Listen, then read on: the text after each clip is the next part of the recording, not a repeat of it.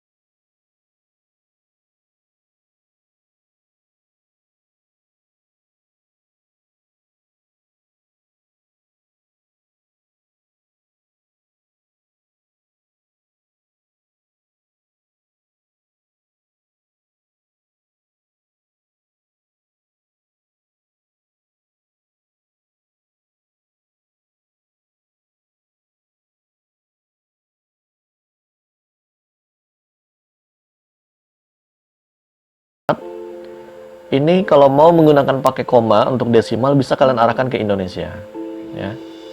Kalau selain Indonesia kita kembalikan ke Indonesia dulu supaya nanti pengaturan kita sama, ya. Nah, pilih Indonesia. Oke, kalau sudah bisa kalian tekan OK. Nah, kalau sudah maka pengaturan Windows-nya sudah selesai. Ya. Nah, itu pengaturan Windows-nya. Maka yang kalian gunakan adalah kalau desimal menggunakan koma, kalau digit grouping atau yang per ribu ya, maka menggunakan titik. Misalnya di sini 15 juta.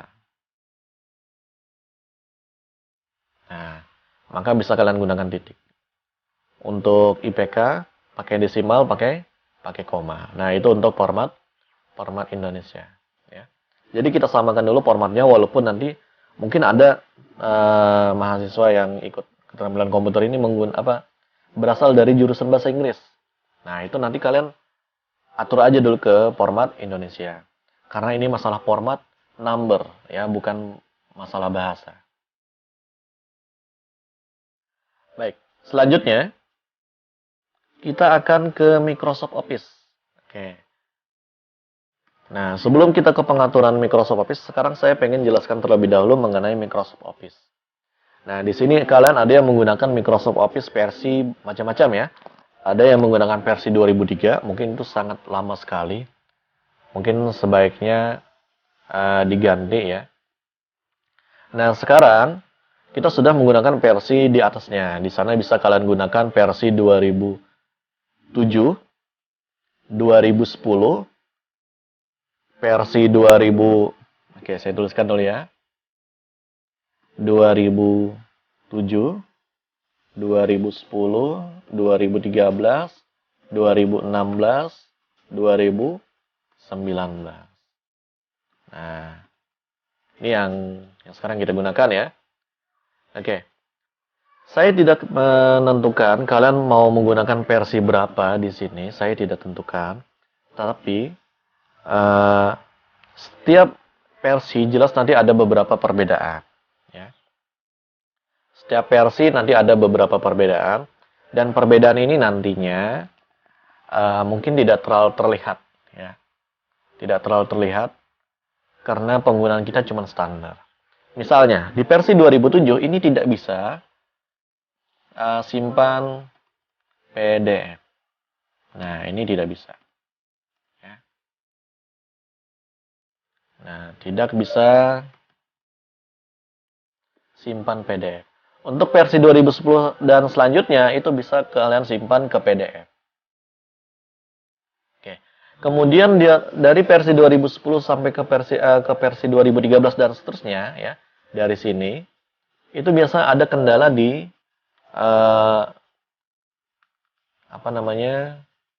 teks boundaries atau garis tepi kertas ya. Dia ada perbedaan. Kalau versi 2010 ke bawah, teks boundariesnya adalah sesuai dengan margin. Jadi kertas kalian itu nanti ada kayak marginnya, seperti contoh yang ada di halaman 2. Nah, itu bisa kalian lihat. Nah, untuk versi 2013 ke bawah, ke atas itu nggak bisa. Ya. Dia teks boundariesnya per baris. Nah, teks boundariesnya per baris. Hanya saja untuk versi 2013, nah ini untuk versi 2013, dia bisa diedit seperti versi 2010 ke bawah. Nanti kalian bisa cari di website, ya. Di sana ada cara mengatasi teks boundaries yang lebay di versi 2013. Kenapa kalimatnya seperti itu? Karena memang banyak di antara pengguna Microsoft Office dia tidak suka dengan tampilan yang seperti itu. Salah satunya saya juga tidak suka. Oke. Tapi mungkin itu karena hal kecil ya. Baik. Nah, versi-versi yang lainnya mungkin ada beberapa perubahan, tidak hanya berada di Microsoft Office, di Microsoft Word, mungkin ada di Excel, PowerPoint, dan sebagainya. Silakan kalian perhatikan di halaman 2. Nah, di sana bisa kalian lihat. Nah, ini adalah menu file untuk versi 2013. Untuk versi 2010 ke bawah, seperti ini tampilannya ya. Nah, ini beberapa fitur. Ada home, new, open, dan lain sebagainya. Kemudian, untuk versi 2007 di sana biasanya ada bulat logo ya. Ada logo. Nah, itu adalah menu file. Kemudian yang di sampingnya, di sini ada home, insert, design, dan lain sebagainya. Nah, ini disebut sebagai tab ribbon ya. Disebut sebagai tab ribbon. Di bagian atas ini disebut sebagai toolbar quick access. Jadi ada beberapa tool, beberapa fitur yang bisa langsung diakses cepat. Kemudian ini adalah title bar, jadi untuk memberikan nama, dan yang terakhir di sini, nah hampir sama semua ya. Di sini ada minimize, restore, dan exit. Oke. Nah kemudian, nah ini tadi adalah tab ribbon ya. Kemudian di dalam tab ribbon, nanti di sini ada grup. Nah, ada grup paragraf, style ya, editing dan lain sebagainya. Nah, di setiap grup nanti di sini ada sebagian yang menggunakan tombol dialog. Ini disebut sebagai tombol dialog. Ya. Jadi ketika kita klik nanti ada fitur-fitur tambahan. Ada juga sebagian yang tidak ada. Contohnya seperti ini. Berarti fitur-fiturnya hanya tersedia yang seperti yang ada di sini saja. Ya. Kalau tidak ada fitur seperti ini. Nah, itu disebut sebagai tombol dialog. Nah, kemudian di bagian bawah di sini ada ruler atau penggaris atau mistar. Ya. Di sini saya sudah menggunakan sentimeter. Mungkin nanti ada teman-teman yang tidak menggunakan sentimeter, misalnya pakai inci, nanti akan kita pengaturan setelah ini ya. Kemudian di bagian bawah, nah ini disebut sebagai margin atas, margin kiri, margin kanan, dan paling bawah margin bawah. Kalau kalian menggunakan teks boundaries, ya, yang tadi garis seperti yang ada di contoh di halaman 2, nah maka itu disebut sebagai teks boundaries. Maka dia bisa melihat apa namanya margin, ya, nah, antara margin dengan area penulisan.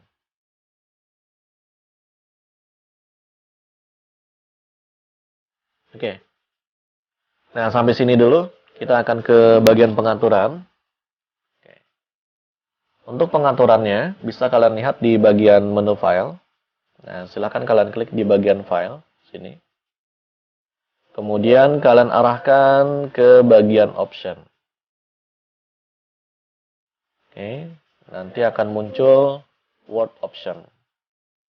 Untuk yang menggunakan versi 2007, bisa kalian klik di sini. Mungkin di sini ada logo nanti ya. Nanti dia ada semacam kayak kotak di sini di bagian bawah. Dari kotak nanti ada bukan option namanya, tapi word option. Ya.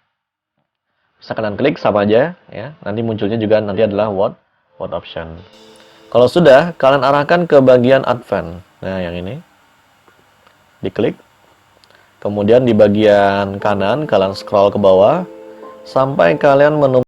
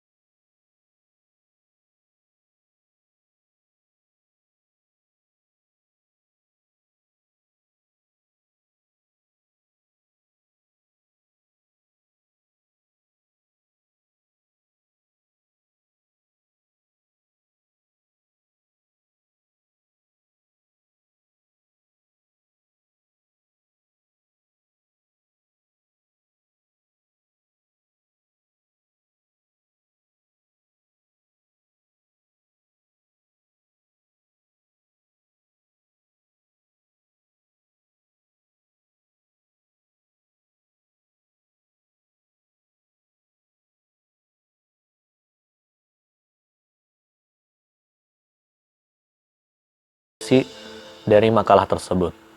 Nah, kalau seperti biasanya, kita kan bikin dokumen dulu, kemudian kita isi dengan isi makalah, baru kita simpan. Kita kasih nama, kita cari foldernya, baru tekan save, simpan atau save. Nah, jadi ada beberapa cara di sini untuk membuat dokumen baru.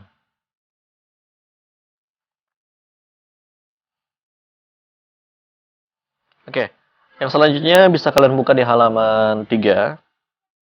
Di sana ada dasar-dasar pengetikan. Dasar-dasar pengetikan yang dimaksud di sini adalah semua yang ada di dalam keyboard kalian, ya. Di sana ada tombol shift, caps lock, tab, backspace, enter, home, end, ada tanda panah, ya. Kemudian ada tombol F1 sampai F12. Nah, ya.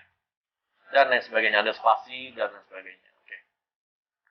Nah, di sini yang mau saya bahas adalah kita harus mengenali komputer masing-masing. Jadi di sini ada yang menggunakan Acer, ada yang menggunakan Lenovo, ada yang menggunakan Toshiba, ada yang menggunakan Asus, dan lain sebagainya. Banyak mereknya. Dan dasar-dasar pengetikannya pun berbeda-beda. Nah, yang perlu kalian perhatikan di sini, coba kalian perhatikan di keyboard kalian. Nah, ada sebagian keyboard itu yang di bagian pojok kanan atas, itu tombol delete. Ada juga ternyata tombol power. Nah, itu jangan sampai kalian salah ya. Yang biasanya menekan tombol delete di bagian situ, di bagian ujung kanan, ya. Ternyata di sana ada tombol power. Ketika dia pinjam punya teman, nah itu jangan sampai seperti itu. Justru nanti kalian malah tiba-tiba langsung mati layarnya. Atau ada juga misalnya di bagian bawah kiri, ya, pojok kiri bawah, itu ternyata ada kontrol. Nah, tapi ada sebagian komputer yang bagian ujungnya itu adalah FN. Nah, itu yang perlu diperhatikan. Jadi berbeda. Nah, kalau yang lain susunan abjad mungkin sama, ya. Kemudian ada juga yang beberapa misalnya tombol F1, F2, F3, F5 sampai F12. Nah, di sana ada tombol utama, ada juga tombol kedua. Nah, ada yang tombol pertama, jadi ketika kalian tekan tombol F1 dan sampai F12, dia langsung fungsi F1. Fungsi F-nya itu. Ada juga, dia adalah fungsi yang kedua. Oke, saya perjelas sedikit. Sekarang coba kalian tekan tombol F12. Di sini tekan F12, apakah muncul save as atau tidak? Kalau muncul save as, berarti itu adalah fungsi pertama. Ya. Tekan tombol F12, nanti dia akan muncul save as. Kalau dia adalah tombol utama, maka dia muncul save as. Tapi jika tidak, maka dia tidak muncul save as. Maka bisa kalian gunakan tombol Fn F12. Nah, di sana ada tombol Fn dan F12. Nah, itu perlu diingat. Kalau punya kalian pakai Fn, berarti F1 sampai F12 itu harus pakai Fn. Ya. Nah, jadi tombol F1 sampai F12-nya dia harus pakai Fn. Jadi bisa kalian contohkan, coba tekan tombol F12 ya. Tombol F12 yang ada di bagian paling atas, deretan F1 sampai F12. Kalian tekan F12, kalau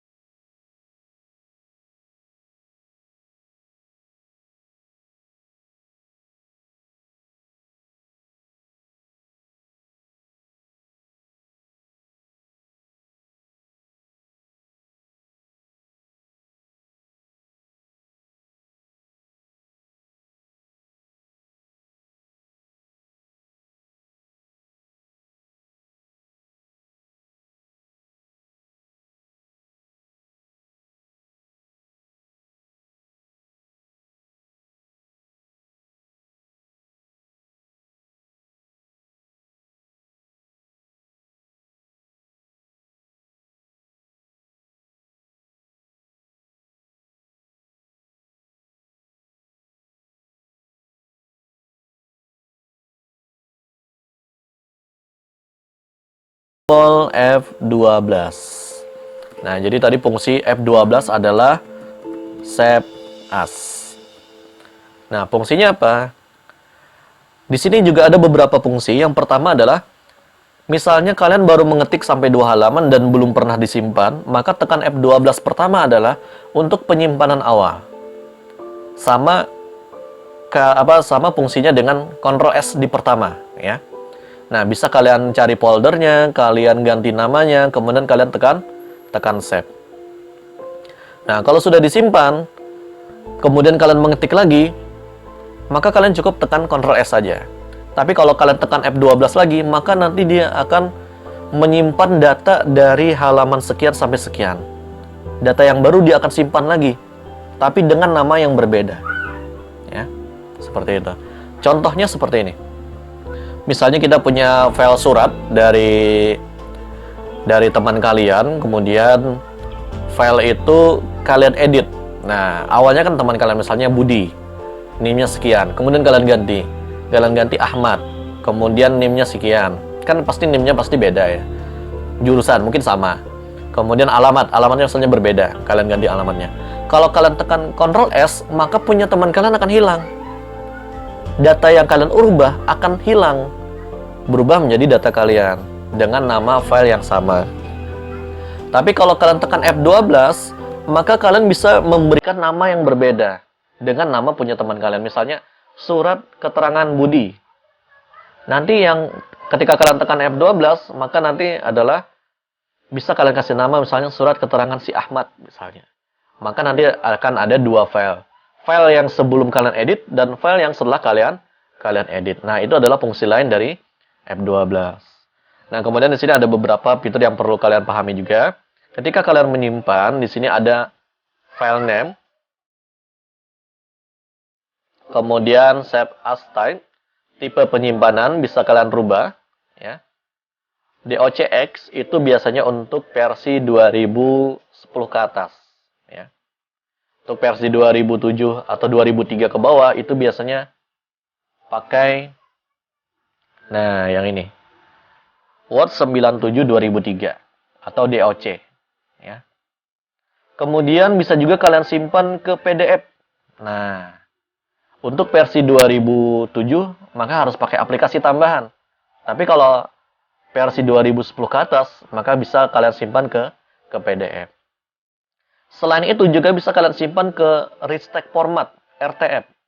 Ada sebagian orang berasumsi bahwasanya RTF ini kebal virus, ya. Dulunya seperti itu. Nah, karena dulu memang antivirus itu jarang, ya. Nah, kemudian kalau sudah diberi nama, tipe penyimpanan, baru tekan save. Maka nanti file kalian akan tersimpan. Selain itu bisa juga kalian klik pada tombol tool.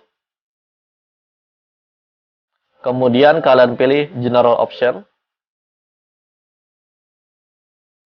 Nah, di sini bisa kalian kasih pada bagian general option ada password to open, password to modif. Nah, ini fungsinya adalah untuk memberikan password pada dokumen kalian. Misalnya kalian tidak ingin dibuka, maka kalian kasih password to open. Untuk membukanya harus pakai password. Ada juga boleh dibuka tapi tidak bisa diedit, maka bisa kalian tambahkan password to modif. Maka hanya bisa dimodif kalau sudah memasukkan password, ya, atau recommended read only. Nah, di sini untuk memprotek dokumen kalian. Tekan OK, kemudian kalian simpan. Tapi usahakan di sini kalau mau menggunakan fitur ini, pastikan dokumen I'm an icon, man. I'm a girl about a 10. I should fuck her in a bed.